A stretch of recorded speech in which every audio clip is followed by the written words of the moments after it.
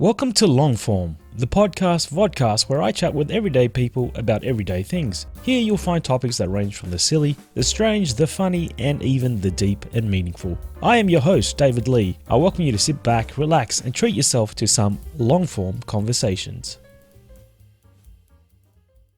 All right, welcome everybody to the first episode, the inaugural, the official episode of Longform, where I sit down with people that I like, I love, I respect, maybe, and chat about random stuff. Now, today I have Ashlea. She is a colleague of mine at work, and dare I say it, she is also a dear friend. Now I'm touched. yeah, I know. There's a inside joke about me not having, I have friend issues, but that aside.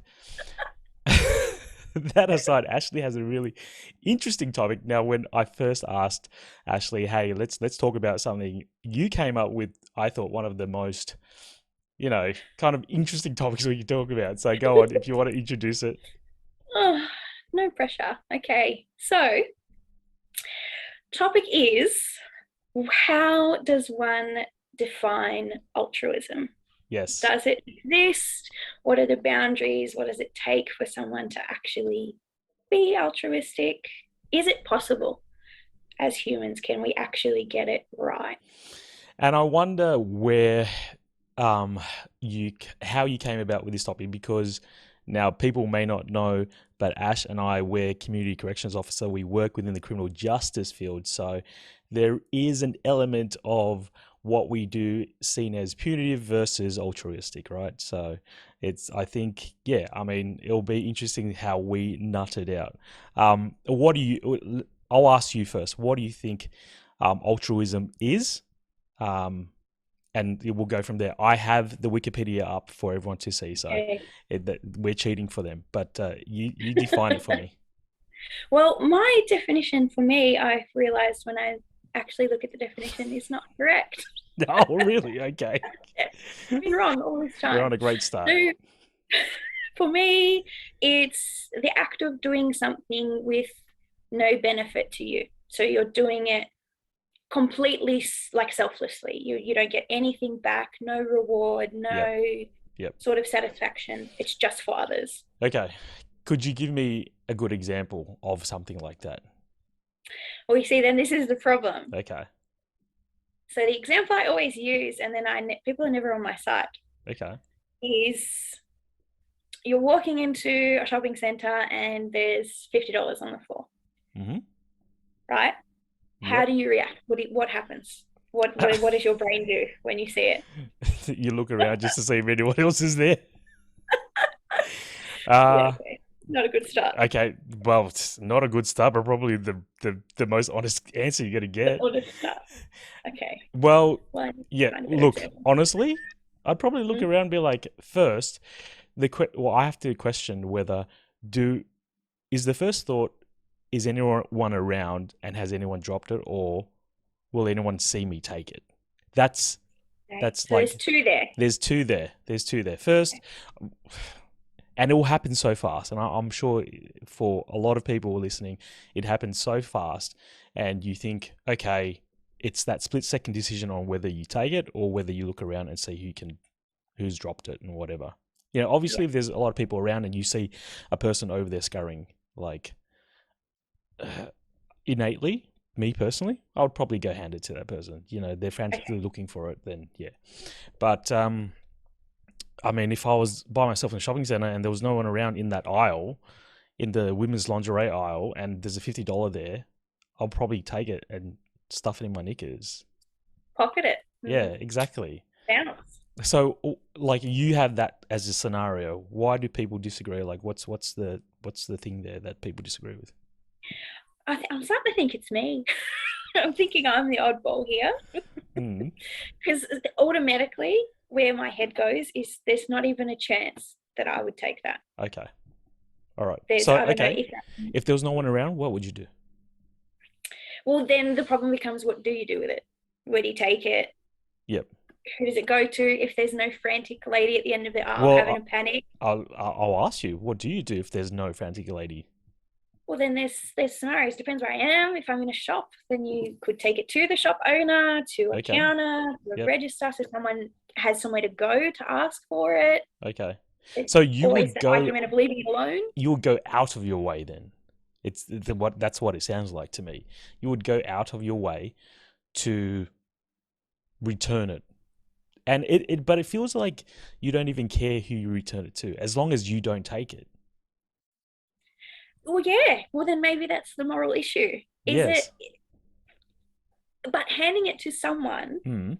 it's not that I don't care who it goes to, but that limits somebody who definitely doesn't own it from picking it up at random.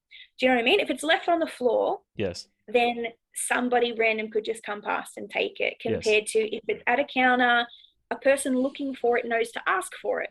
How Okay. many times a day would you go to a shop owner and be like, hey, is there $50? I dropped mine. Do you know what I mean? It Yes. limits that randomness of it going to someone Right. who maybe So you're shouldn't have it, playing the game of chance and percentages. I guess. It's a very slim chance that someone's going to be like, "Hey, I dropped a 50."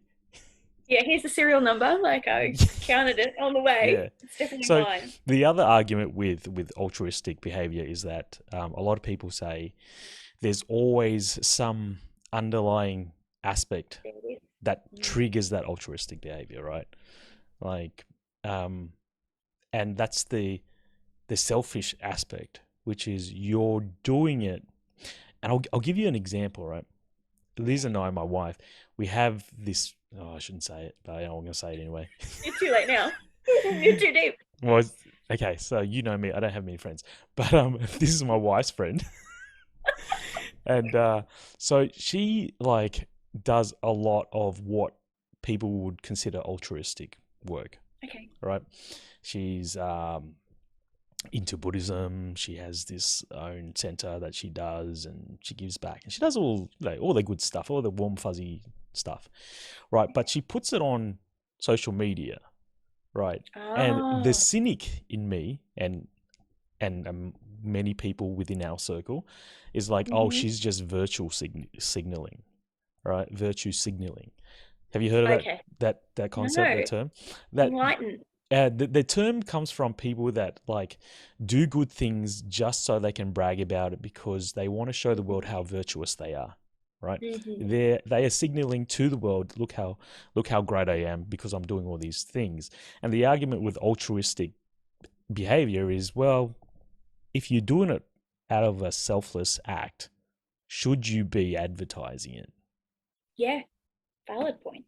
Should you? Do you think one should? No, no. Argument for this friend of not friend. Mm.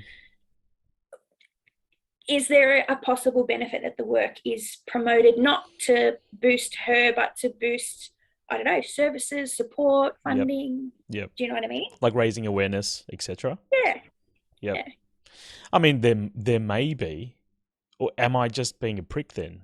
That's the first thing I jump into. That my thought jumps to, like, she can't really be that holy. She's only doing it so people think she's great. Yeah, exactly. So maybe that's just me being an ass.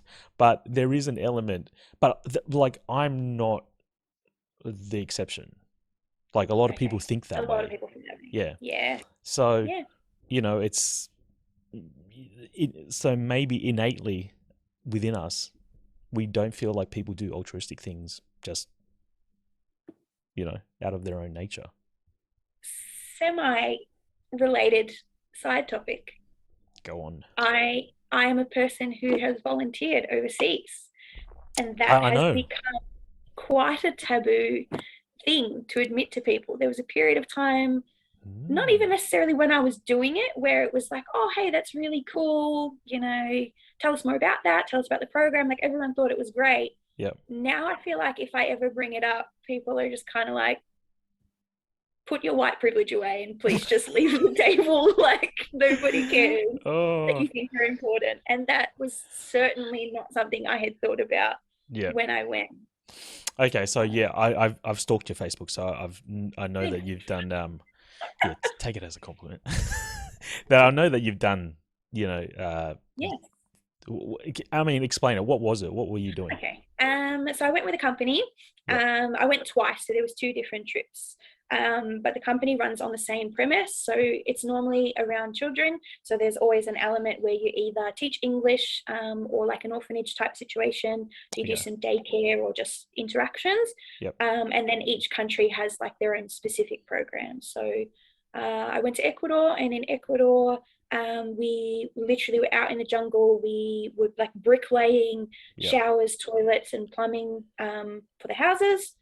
Then I also went to South Africa. We did a bit of cheetah training. So we raised, cubs, and we did turtle conservation as well. So laying eggs, incubating, all Oh. of that type of, yeah, fun And stuff. when did you do this? What, like during uni or something? Yeah. So they target the uni crowd. They come into lectures to kind of recruit you because their programs run during the holiday. So they know that, you don't have commitments. You can Right. take time off work. The Right. programs run, yeah, pretty much for a month, which is right, sort of Okay. your break. And why did you do it? Why did I do it?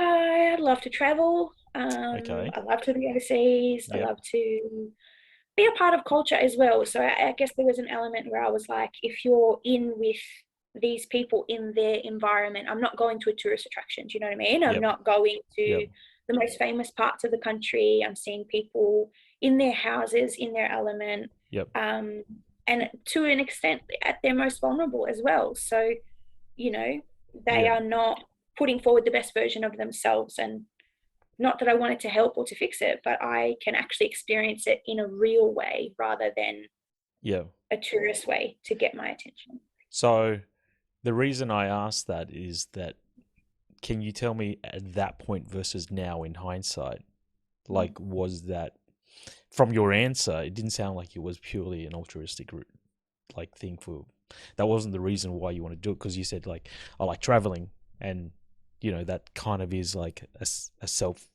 thing that you Mm. wanted for yourself. You want to experience these things for yourself.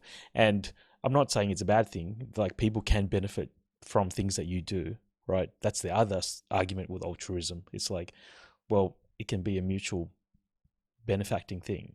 Like, doesn't, The greater good. yeah, the greater good. So, like, if you can think back to that time when you went to Ecuador, do you think it was more because you wanted to travel, you want to experience it more than You know, helping? it's funny that you asked that. So I know. I think when it happened, Mm. I did it because I wanted to help. Mm. And what there's that, you can see the hesitance in me right now, and you can see that like me today is very uncomfortable with that, because there's a much more of a perception of like, you have no business doing that, who do you think you are? There's lots of arguments. I don't know if But you've seen them who says about, that? no, it's like a whole thing What? that Why? people argue that volunteer programs are more damaging than helpful. Really? um, Okay. Never heard it. yeah, so the argument is pretty much that, because it's so flighty, you're in there for 2 weeks, 3 weeks, even 4 weeks, Okay. um, and then you're out. Possibly another tour group comes through, or maybe there's like 6 months between groups. People sit there and go like, what's the sustainability for the place that you're going to? So say Mm. I'm going to an orphanage, Yeah. am I disrupting the development of that child to expose them to a stranger? They've had abandonment, they've probably got Mm. family issues Wow. and trauma, and here's me just coming in as a random, Wow. expecting them to play with me when I'm a foreigner. Like, what am I doing to their boundaries? Am I Wow. making them Who uncomfortable? thinks about these Honestly, things? Jeez. this gets really deep. It's a whole thing. Okay. Oh, wow. I'd say, look, so obviously I'm very shallow. I just thought, Okay. it'd be nice to freaking help. You know, Yeah. what what Well, that what was my thought when I did what it. child wouldn't want someone to come and help them, do whatever it was that they need doing? But Yeah. then again, I guess that point is valid, I guess, like the trauma. I don't know. Is there? Well, then the argument that come on our side, so the program I was with pretty much ran all year long. So there was like a week between tours, and then it just would constantly be another influx of, 30 to 50 Mm, overseas people just coming in. yeah. So then the other argument comes forward, and they sit there and they go, well, is it normal for these children to want to engage so freely with random people. Because you, like, when I went there, the children were not scared, or at least I didn't think they were scared, Mm. or Yep. detached. They Yep. were quite used to people, and so they would be playful. They would come and help us. They Yep. wanted to learn and to muck around, and they sit there and they go, well, is that normal then? Are we introducing an expectation that that is how things are we setting them up to expect people to just sort of float in and out of their life and then disappear, Mm. um, and form those attachments? So these people have evidently made you feel very guilty for doing something that you Yeah, felt was like yeah, good. yeah. And I didn't go there with this expectation that I was going to change the world, or that I was going to fix their lives. These children existed before me and existed after me. I knew I was Mm. there for 2, 3, 4 weeks at a time. Like, what difference could I make? But I am finding that maybe not everybody goes into volunteer trips with that idea. And certainly people on my tour were like, oh my God, I've Yep. touched a life. Like, Yep. I've changed this kid's future. They've Yeah. never been loved. I gave them that. And it's like, what do you mean? Like, what do you think you did? Yeah. But I mean, in line with the altruistic kind of topic that we're talking about, it feels like everyone that chooses to do that comes from a genuinely altruistic kind of intention, Yes. right? Yeah. Unless you're just some weirdo that wants to go to a developing third world country for no other reason. The most of the time, people go for good reasons to help, develop the country or whatever. I don't know. Well, yeah. I went at a time when social media was emerging, Instagram was just starting to get cool. Mm. I think there was definitely a portion of people who were there for that purpose, kind of like your friend who then Yep. put up the pictures, and you sit there all day and you watch them not do the work. They hadn't built, they hadn't Mm. bricklayed. Like, Yep. do you know what I mean? They weren't Yep. helpful, but Yep. there's a solid picture of them with a shovel being like, oh my God, overseas, changing lives. Yep. And Yep. that's, I think, where the question mark gets raised. And there is such a proportion that are doing that people then go, if social media didn't exist, Mm. do these programs exist? Do they still have the same backing, the same people willing to go? I I would say yes. I don't Okay. only because I think people naturally have a tendency for good. That maybe Yes. that's me with my rose-colored glasses on. This is very humanist of you. Yeah, well, I that's why we do what we do, Ashley. Um, Well, valid. but yeah, I feel like left to their own devices, people would usually gravitate towards good. The majority of people would like. I'm Okay. sure there's some cognitive dysfunction that causes people to gravitate towards evil, but for the most part, I think if left alone, people would, go help their neighbor or developing countries or whatever. So yeah, these programs will exist regardless of whether there was some, um, you know, perks to them. I mean, what do you think? Do you think they would exist? I think they would, because I think obviously they did exist. Mm. There's generations before me without social media, and these programs are not new. They have benefited. The reason I asked before about your friend is these programs thrive on social media for marketing Mm. to recruit young people, and it is those photos that do kind of Yeah. fall into that cliche that make people want to get on board. Um, so yeah, I think they definitely would exist, and people would still want to do them without the praise. The Yeah. question is could it be believed that me, who's also guilty of it, put up a photo of me with children or me volunteering, and Mm. I did that more as like I'm enjoying this. Yeah. It was a great experience. Yeah. People just want to capture the memory. You know, Yeah. there's no ulterior motive behind putting that photo up other than, hey, I want to be able to look back and see what I did at that point in time, right? If I did it today, would I put the photos up? No. But it's really odd people that have that argument, like it because their alternative is like, oh, well then don't like not to help. You know what I mean? Yeah. The argument, it's more than that. It's like, if you're gonna go, go for 6 months or like go for a year, and do you know what I mean? Be a part of real Yeah. substantial change. Don't be on some petty little, oh, it suits me for 2 weeks, little holiday type thing. But Mm, that's not realistic. Like, are people going to give up their jobs, their families, their lives mm. to help other countries? Like, I'm sure that they would, but So, practically speaking, I'm sure who's some people financing do, that? right? Like, And we hold those people up at the upper echelon of being, giving and altruistic and all this stuff. So yeah, I mean, there's people that sacrifice their whole life to do that. Um, but still, there's the greater good. Like doing something small for the greater good still counts. I mean, yeah. I don't think we can discount that and just ignore and say, oh well, you shouldn't do it otherwise. And if But yeah, all people can give is 2 weeks, 3 weeks at a time, then isn't that enough and if without having to lose anything? and if heaps of people do that, it's consistent. They're getting Yeah. consistent help throughout the whole year. Yeah.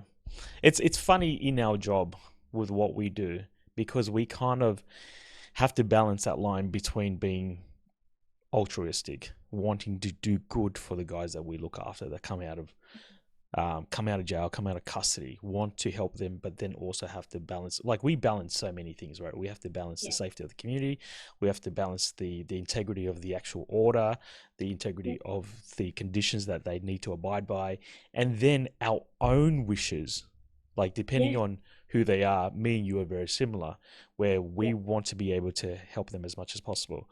Like I'll literally tell you today, while I was driving with my wife to lunch, one of my guys that I currently do not supervise called me and wanted some counsel because he was having Same. issues with his wife, right? And it's funny because my wife was like, "Oh, like, do you guys have to do that?" I was like, "It's interesting, right? Like, do No. we have to do that? No. No, we don't have to, right? But it's the right thing to do, and it benefits the individual, right?" I agree with you. Mm. I can definitely see people who would disagree with you, though. Yes. Why would they disagree? Could an argument be made that are we doing what's best for them by not providing them with the independence or encouraging them to seek that support on a more personal level, in, I don't know, a more real way in their life, rather than reaching out to a service that people would argue is mandated? Mm. And so, you know, then it would depend on us as well. Like, they're taking a gamble, and that comes down to our rapport and our own relationships as well, because there's a lot of people who wouldn't take that call or would say, this is not my problem anymore, I'm not getting paid, it's not part of the job. But obviously those are non-altruistic reasons to go, I'm not dealing with this right now. So I feel like it is part of the job. I mean, I don't know if it's written down anywhere, but I feel like yeah. it is part of the job. You know, when we finish supervising somebody or we suspend somebody, now I'm talking like corrective services, Technical things. yeah, technical talk. But when we cease supervising somebody, we do tell them, like, if you have any issues, just feel free to call community corrections and we can try to help you Yeah. as much as possible. Yeah. So, I mean, we do that. And I think that it should be part of our job still Yeah. to help them. Like 100%. what you're saying is, are we doing them a disservice by not kind of encouraging or pushing them to seek alternative professional help or services, whatever? At the end of the day, if it helps them, it helps them. That's my point of view. I just like to go on the record that I don't disagree with you. Playing devil's advocate, 100%, I would take that call. Okay, Feeling a little bit go on, play devil's advocate. but yeah, I can see that others would make that argument. But I'm in complete agreement with you that I don't see us as an agency that is doing a disservice by being able to help. I think it's actually, if anything else, it's more beneficial for the long term if they see us as a support, Mm. whether their order is still going or it's finished. That changes the relationship between justice and the community. Yep. It takes away some of that bias and some of that, maybe some victim mentality, maybe no one cares about me, I'll do whatever I want. These are things that sometimes contribute to antisocial behavior. So that day, yes, we're helping them by picking up the call and having a conversation, but I think there's definitely a much bigger picture that we're also contributing to. If they then feel supported, Yep. they look at their community differently. They might think about their neighbor, they might think about the person next to them before they are doing something that they shouldn't, or something that suits them, that's selfish, Yep. for their own gain. So in that sense, do you think by doing that part of our job kind of is the pure sense of altruism? Because Yeah, we're gaining nothing out of it, right? We're not getting paid to supervise them because they're off our books, at right? that They're time. gone, they're done. So we get paid to supervise the guys that are on our books, right? Yep. But these guys call up and we're still giving them counsel, we're still giving them advice, we're still giving them support, like and we get no benefit out of it. I mean, truly altruistic God right here. Well, could an argument but be made that that is defeating altruism? Because okay, you don't get any maybe work praise or anything else, but that sense of satisfaction that you're feeling, or anyone's feeling, that Mm. sense of, hey, I helped, or Yep. hey, I did that and I didn't have to, that could very easily be twisted into look at me, a bragging moment of, oh, I'm so busy, but I took a call, Yeah, like but I'm a great human. you're only bragging to yourself. I mean, unless you go out and tell, the thousands of people that will watch this podcast that, I did Yeah, something awesome. yeah, But honestly, I told you because we're talking about it. But really, yeah, there's no one else to kind of brag to. So if you've done the good deed and you don't go out and brag about it and you just feel satisfied within yourself, yeah, then I think that's okay. But yeah, yeah, I get what you're saying in the sense that, yeah. are you still stroking your own ego by knowing that, you were able to help? But if that's the thing that keeps you going and keeps you doing the thing that's positive as well, is that a bad thing?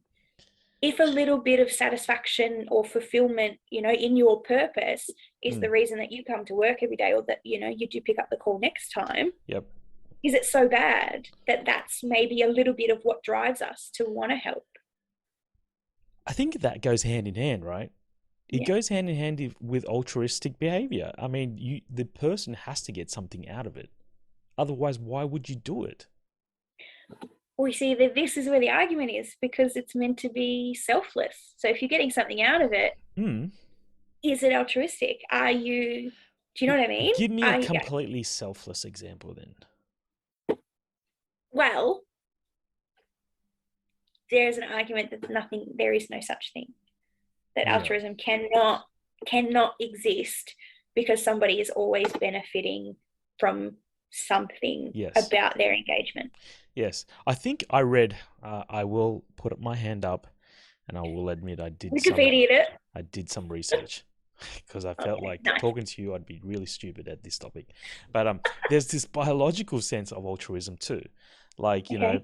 back in the day, for a biological sense is you will look after your tribe, you know, Yeah. um, because you want to ensure the future of your group or yourself and your Okay. family or your lineage or whatever. So, like that biological drive, I think it feeds back into how we are today. There is Yeah. that core drive somewhere. Maybe it's not, to perpetuate our family name or anything anymore, but there is a core somewhere in there that says, yeah, we are doing it not just for pure selfless reasons. Like there is something innate deep there. Yeah.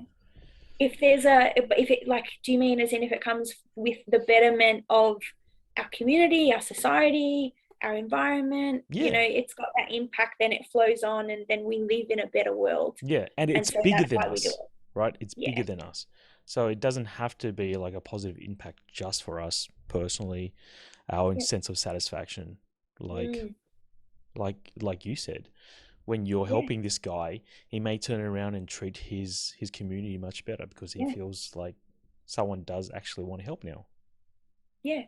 So yeah, look, as we talk about and think about it more, I honestly don't think there is a Completely selfless. yeah, I can't think of one. Yeah. We see, this is the thing. When I come into this, so this was an argument that got thrown up at uni. Mm, And I was the idiot, real confident that put my hand up and was like, obviously it exists. Like, mm, we can do things selflessly as a society. I've sounded pretty much exactly like you. We do things for good reasons. We want the better for the people around us and for us. Like, of course that exists. And then I got ripped apart. mm, Maybe I'm carrying a little bit of trauma from that class, but I got absolutely destroyed. Then people just threw arguments at me going, well, what about this and what about that? And if there's a self-satisfaction, is it worth it? If it betters the community, isn't that then no longer selfless because you're a part of that community that won? And I was like, whoa, mm. Yeah, calm exactly. down. And like it just depends how deep down the rabbit hole you want to go, Okay. and how far back do you want to go. You Yeah. know, like it's not just the immediate satisfaction. You Yeah. you kind of zoom out, and it's like the community. You zoom out, it's like the country. You zoom out, Yeah. it's like geopolitics. You know what I mean? It's 100%. like the trickle down. Like it depends how far you want to zoom out, and then be like, oh, okay, nothing is ever selfless. No. Yeah, because But you not taking that $50 just helped the economy. and I subscribe to our economy, Yeah, so exactly. I've benefited You're a from worker. that. Exactly. Well, the other argument is then, what is that coming from? So there's two here. Is it a karmic benefit that you're pushing it on? Am I not taking the money because I think, oh, I don't want someone to take my money, maybe I'll save this up for next time, because then that takes away your selflessness as well? Or is Wow. it your morals? Is it, I was raised not to do that, not for benefit, but it's just the right thing to do, Mm, and therefore, I don't want to do the wrong. yeah. And but there's levels, there's tiers, right? There's tiers of altruism. Like Yes. I've I'm sure we've got so many people on our books that we supervise that their sense of altruism is just like coming to report on Yeah, I on didn't punch time. anyone today. Yeah, exactly. So it's like, oh, yeah. And yeah, it depends on your morals and how you grew up and your values and what you were taught and whether you're spiritual and believe in karma and all that good stuff. So Yeah. it's actually really interesting on how all those factors kind of combine together and make a person. Like think about Bill Gates, right? Okay. Or Elon Musk. I think Elon Musk has usurped him. He's like the richest man in the world now, right? Okay. I believe you. Has all the money in the world, can Mm. literally change countries, Mm-hmm. but doesn't. Oh, No, I like some this. some would argue that he probably does. You know, like he built that solar farm in South Australia or whatever. So he helped the state out. But you know what All I things mean? to This hang out on. guy literally can like Yeah. do so much more, Yeah. but doesn't. And not having a dig at Elon Musk. You know, Okay. love you, Elon. You know, I'll send my bank account details later. Give me a Tesla. But it's just like, you know what I mean? Like, I'm sure Yeah. he grew up with a lot of good values, a lot of good morals, and whatever. But even though he has such a vast amount of resources, his sense of altruism stops at a point. Yes. There is a ceiling for everyone, Yeah. right? So, I mean, you can only do what you can do within the means that you have. Yeah.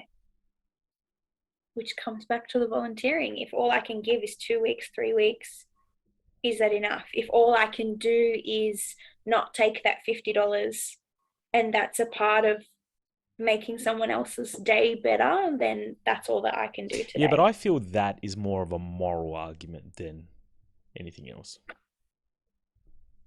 Maybe Like I you mean, I not don't. taking the 50 is kind of just like you feel like it's the right thing because you don't want to take someone else's hard-earned cash. Yeah, Yeah, yeah.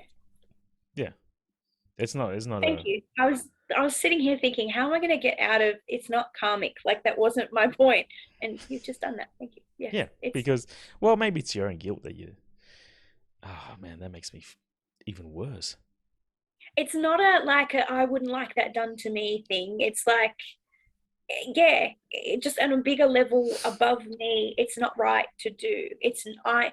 Who am I to make the decision that that money, like I am more deserving of that money than the Mm. person who dropped it or the person who finds it? Like, who am I to decide that? Yep, I understand that. Yeah. Yeah, I'm just like morally corrupt. I'm just 50 bucks thinking, is 50 bucks. why would I take it? I'm such an ass.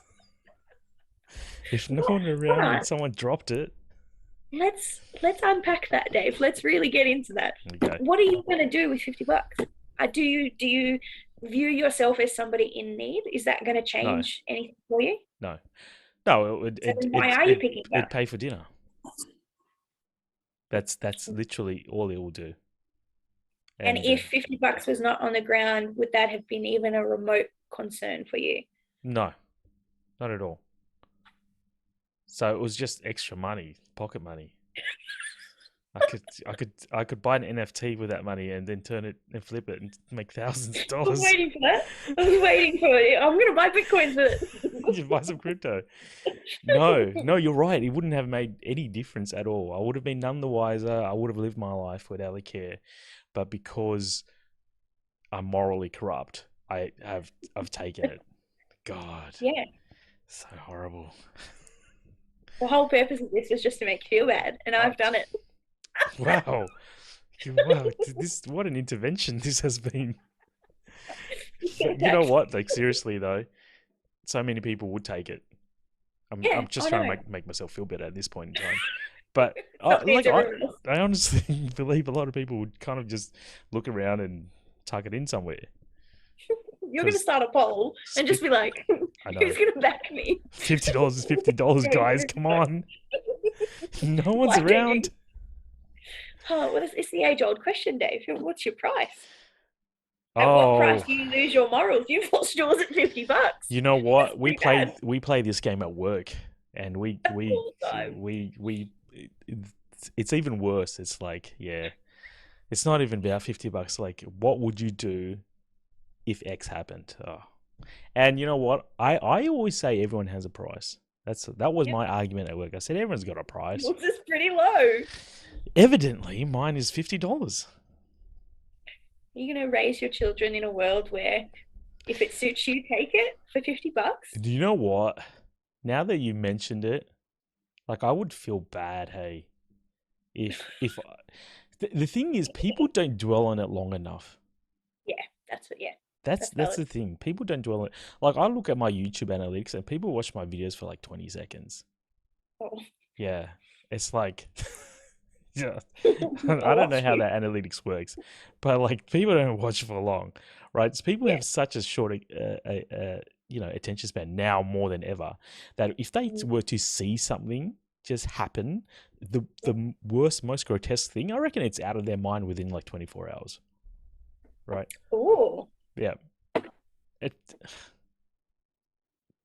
well, that has maybe, okay. Now I'm maybe, curious. well, maybe I'm like tainted because we do what we do and we read what we read, and Yeah, you've got a very like water off a duck's back kind of energy, and yeah, we've talked about this as well. Like you have this way of not absorbing other people's trauma as well, so you don't carry a heaviness with you in conversation, in day-to-day experiences that I don't think the general population is kind of on your level mm, for. well, yeah, and it just comes down to me not caring. Which is the worst possible No, answer. that's wrong. I love all my guys that I supervise. They're the best. Uh, So you don't have friends because you can't actually care about what they're going through enough to feel with them. yes, Are you capable of empathy? Uh, Arguably, yes. But look, I care for people that I care about. People that matter. Okay. Not a lot of people matter in my life. Shit, digging, This digging. is getting worse. How do I You are dig? digging Can you dig out of a badly. hole, or can you only dig deeper? No, you will only get deeper. Okay, well let's get back to the topic. Leave the empath hole alone. um, yeah, look, yeah, I think you know what's really interesting. I think that in order to do what we do successfully, and again, we're community corrections / parole probation officers, in case people don't know and you're listening from all over the world. Okay, I think there needs to be an element of altruism to be a successful probation parole officer. Oh, 100%. I'm You with you need to. all the way. Yep. You Yeah. can't be punitive and you can't be too strict, and you just have to have a sense of wanting to help. Yes. But I think the other part of that is wanting to help them help themselves, knowing how to check you at the door and not going, oh, I bet they want a better life. I bet they want a job. I bet they want a family. So let's push them in that direction. It's having a bit of a human side to you where you can go, hey, what matters to you? What do you value? What are you working towards? Let's make you one step closer to that version of you instead of assuming what they must need, Yeah. because then we're coming at it in the right way, but we're pushing them in all the wrong directions. Yeah. Easier said than done. I'd like Yeah. definitely. When you go up a guy that's like 60 years old, that's a hardened criminal that has a criminal history longer than the encyclopedia, it's like, oof. Yeah, wanting to help them so that they can help themselves is like, dare say I just What throw I my hands up in the air and be like, forget it. or in that sense, then I guess what I would mean for that guy is having appropriate expectations. Yeah, One step forward for him might be just, you know, 100%. waking up tomorrow Yeah, rather than getting a job and buying his own house. Like yes. that's a life goal that would be great for everybody, Yep, but start much smaller, like really get on their level yep, and try to unpack a lifetime of habits with a small change at a time, because that's yeah. that's kind And of you what we're doing. celebrate the small wins with your guys, don't you? Oh God, yeah, Yeah, you have to. yeah. If you don't, you just get bitter. Yeah, a lot of new people don't. Like a lot of new Okay. people that come into the job, they kind of, I think maybe I was one of those when I first started, but they want to change the world and they kind of go out guns a blazing, and then when they can't change the world, they fall into some sort of like I'm depression. failing. Yeah, Yeah. yeah. And then you eventually get to a point, obviously you're much more enlightened than I am, but I eventually got to a point where I was just like, you know what? He hasn't smoked pot for a week. I'll take that. I'll take that small Yeah. win. Or it's like, okay, he's not on heroin anymore. He's only on pot. Like Yeah. that even Yeah. that's a small win. And a lot of Yeah. people, depending on your perspective on life and your values and your morals, like yeah, that's not Yeah. good enough. Yeah. But again, that comes down to being proportionate. When it's a lifetime of behavior, that change, you have to understand that it's going to take an equal, if not a greater amount of time to undo. Greater, greater. Undoing trauma is so much more difficult. Mm.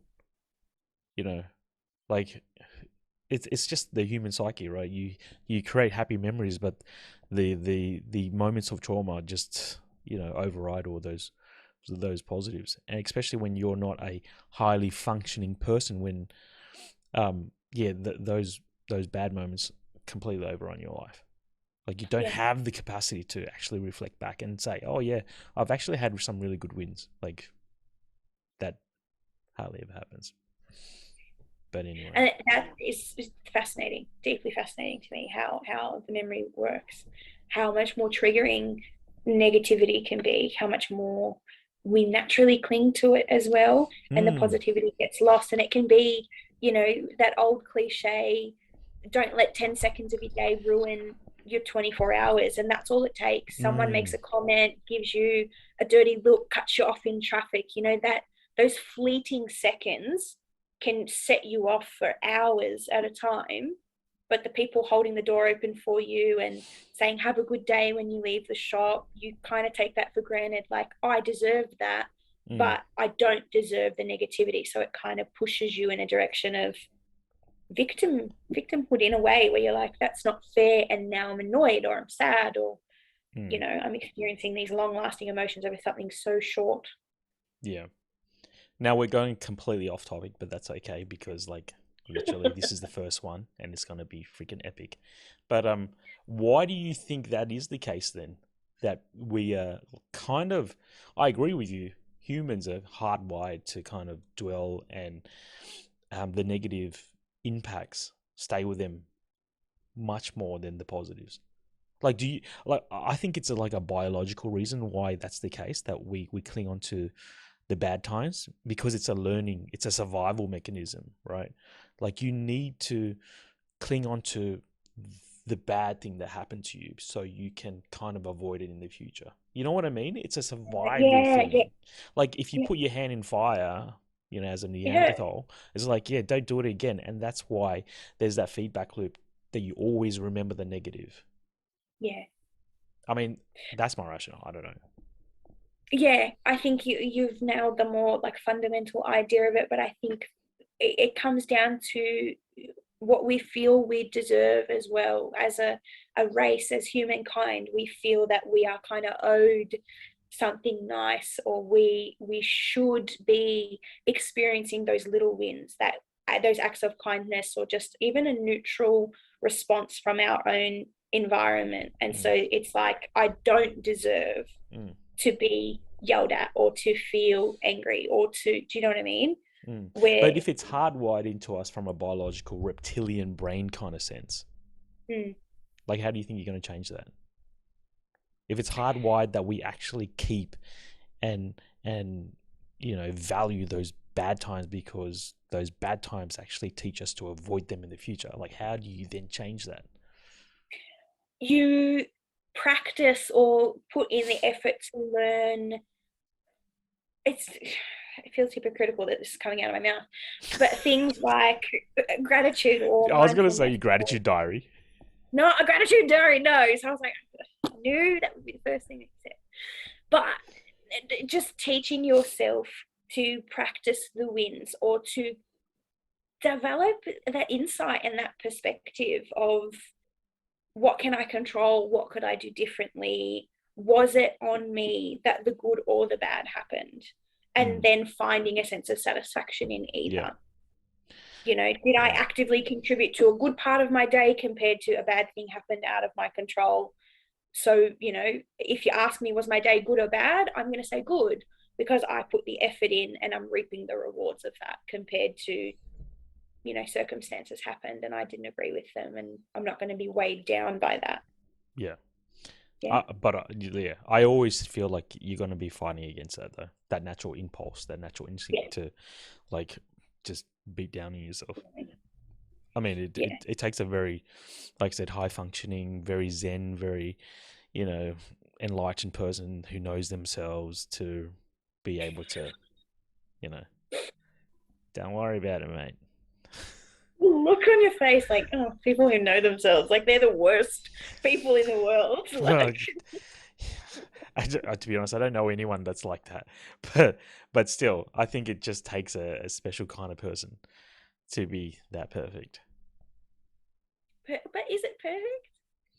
Well, it's a step up, you know, It's to be able not to beat yourself up over little things and really appreciate the small wins.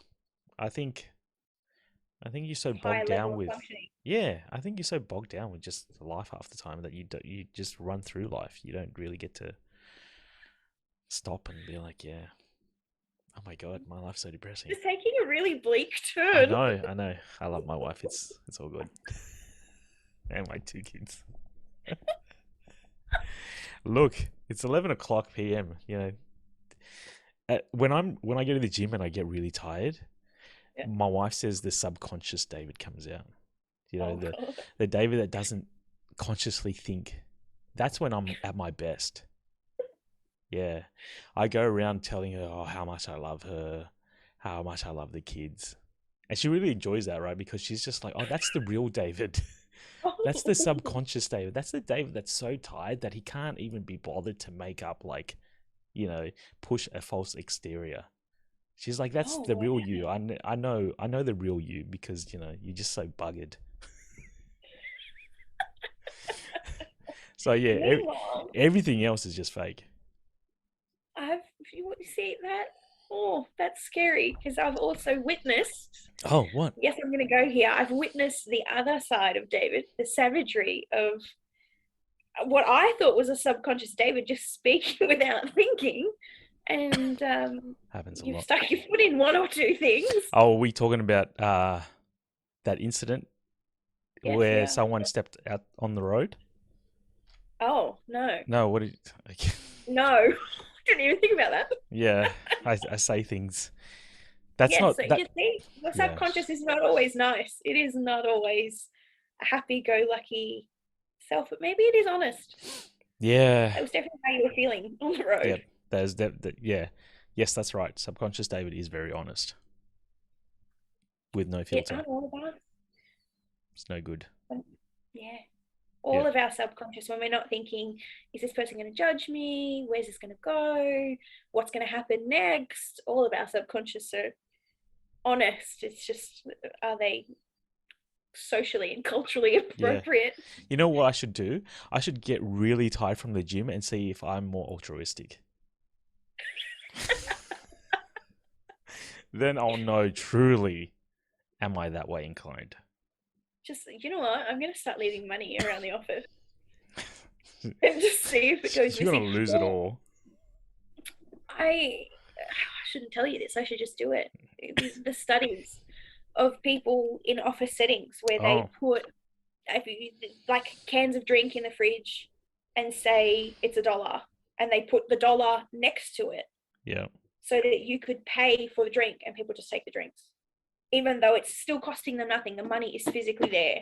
yeah. They would just take the drink or the chocolate or the food because it's Mm, that act of giving to receive. Sometimes people don't do naturally. It's like, well, it's there, I'm going to take it.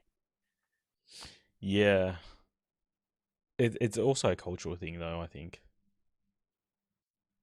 Like, have you seen these videos of a certain culture of people at buffet lines?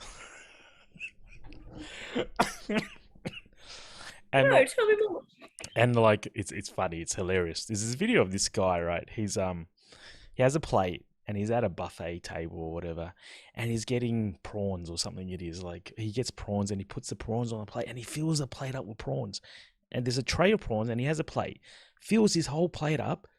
Then what he does, puts the plate down and grabs the whole tray and brings the whole tray back to his desk. See, that's the plot twist, right? And then there's people like that from a certain culture who are just hardwired to be like, no, it's hey, I look after my own. Like, Yeah. it's not about the whole world. It's not about the big picture. It's each man for themselves. It's actually funny. I wonder how COVID has shaped that mentality. I'll take what I need until I'm all right. Yeah, each man for themselves, each person for themselves. Good correction. Yes. Yeah, I know. And you can't say the COV word on YouTube. It's very controversial. Oh, Yeah. You have to say something else. I'm learning. The disease or something, but you can't actually use the word. It's very PC culture. Okay. Yeah. You're about to get shredded in comments. But yeah, but that comes from a sense of isolation as well. We've gone completely off topic here. Completely. But the way we look at culture, how is our society being shifted by no longer being connected to one another? These senses of isolation, of independence, of solitude, in working from home environments, in Yeah. just No. all these changes that are happening. Are we no longer thinking about our culture or those around us, our community. You know, people that work in where we work will be the last few remaining good people in the world. I'll take that. This is a big call. This is a big call, Dave. But Please explore the why. reason why I say that is because, like, the world is getting more separated, right? Mm. Each person for themselves kind of mentality. Yeah. TikTok's taken off because people only have 60 seconds in their memory banks to feel entertained. Yeah, to focus and right. So, like, we are the last people that, for our job, for our day to day, for your 15 hours a day that you spend at work, right? Sneaky dick. You, Yes. we are the last people that actually continue providing support, helping, doing so much more than what the general public will ever do. Will ever do. Yeah. Like, no joke. Who goes out of their way to find a triple murderer job? You know? You do. It's like we will do so much more than 99% of the population will ever do. Yeah. And that's why I feel like we will be the last species that will still have that last ounce of empathy.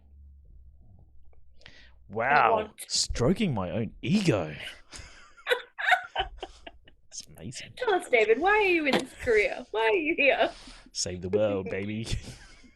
So I can get on a podcast and brag about how good I am. That's why. No, but you know what's that? It's true though, because like I feel like a lot of people are really disengaged, and yeah, like we know so much about the real world.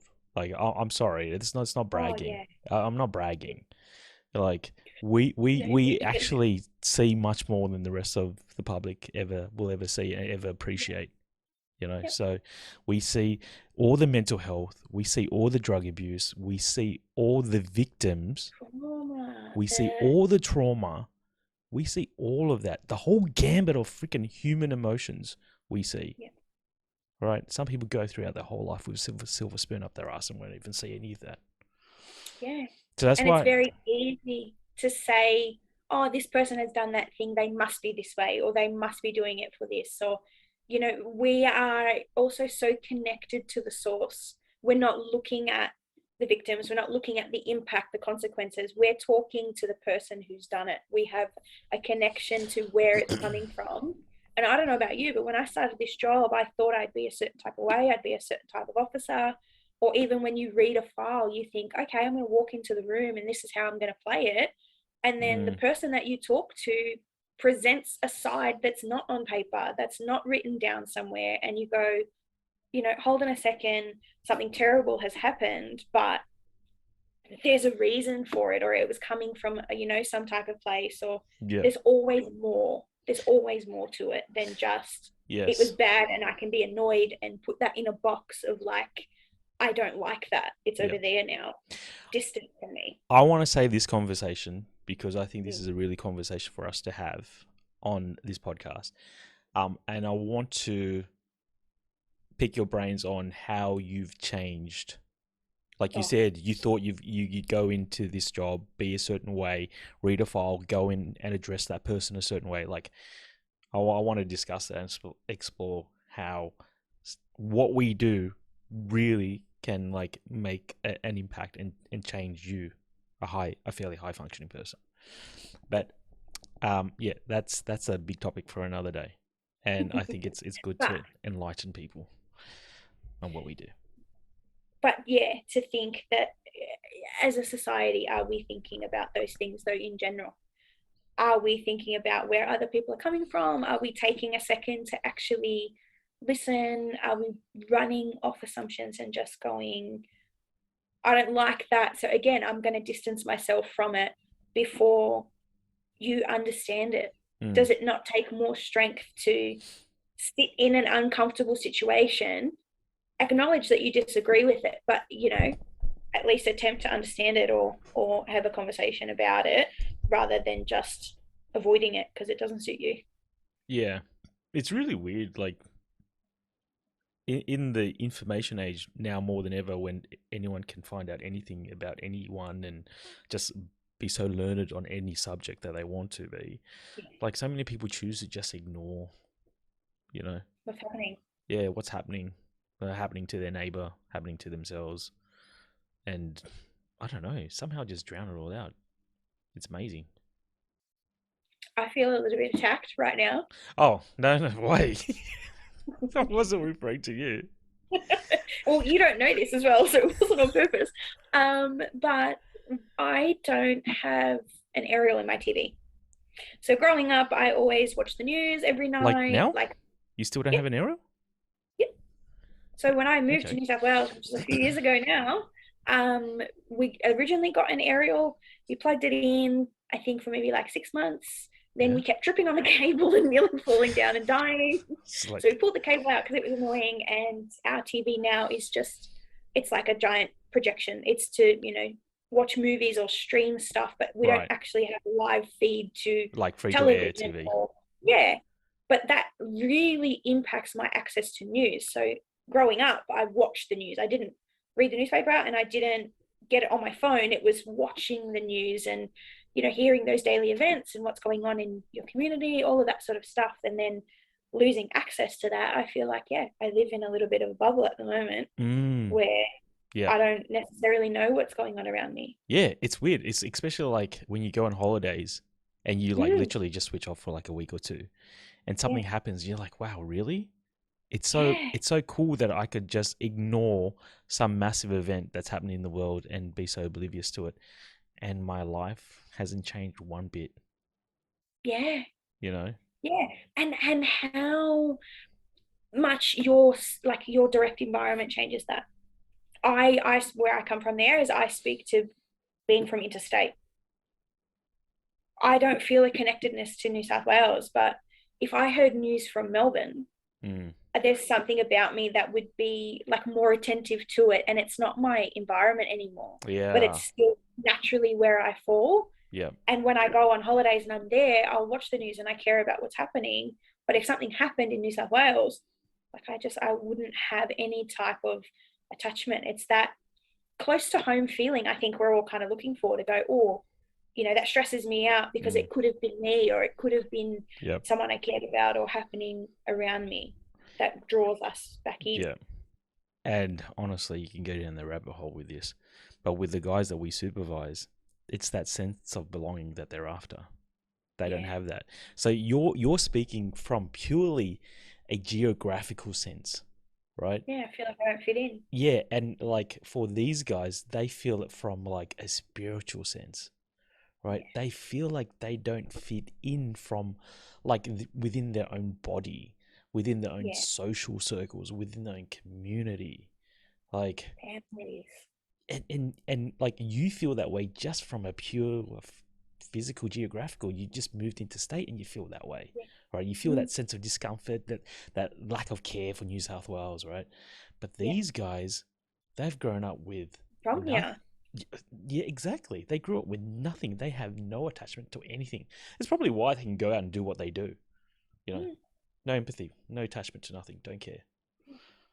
So at this point in time, Ashley and I truly wandered into the woods and got lost. We never really regained the traction of talking about altruism.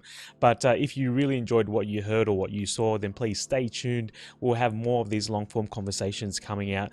You know, it's just great to have two genuine people sharing their opinions, sharing their stories, and connecting on a different level. So if you enjoyed that, then yes, definitely give it a like, give it a subscribe, and we'll see you in the next video. Bye.